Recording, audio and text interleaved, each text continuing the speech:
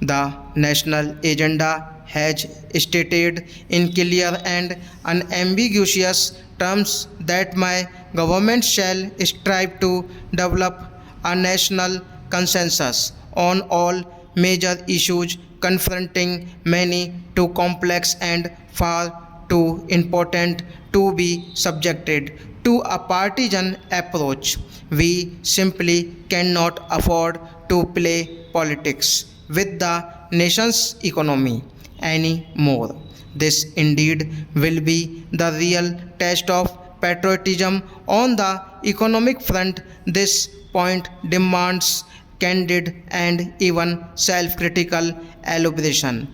The first phase of economic liberalization was launched in 1991. Some of the reforms brought about positive changes. Unfortunately, the measures taken to free the economy were not matched by checks and balances, and we have paid a price for those lapses. Also, the liberalization process suffered from inadequate attention to the eradication of unemployment and to many critical issues in the social sector, such as healthcare, education, and housing.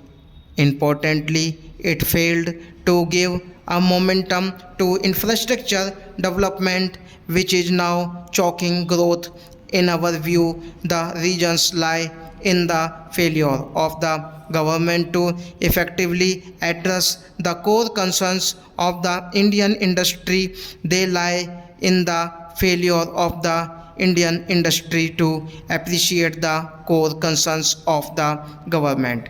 They also lie in the failure of both the government and the industry to convince the common man that he too has a stake, a vital stake in the reforms process.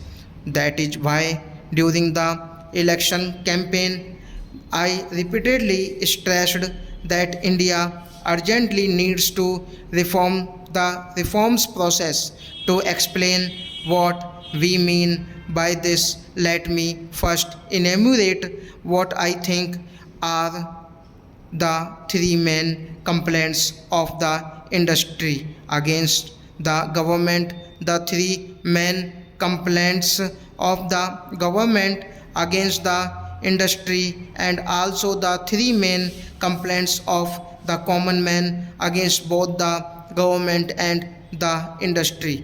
The three chief complaints of the industry against the government are: one, industry thinks the government is the root cause of avoidable delays owing to excessive controls. Even after 7 years of reforms, a typical industrialist is forced to spend considerable time in management of the government than in management of his own business. To industry complains that the government takes too much but provides too little, and that too haphazardly.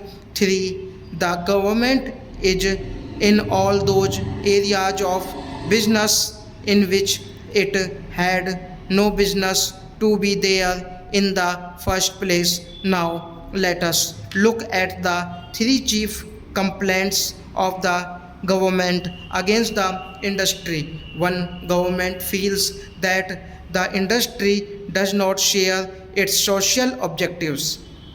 2, the industry wants the government to govern well. Stop.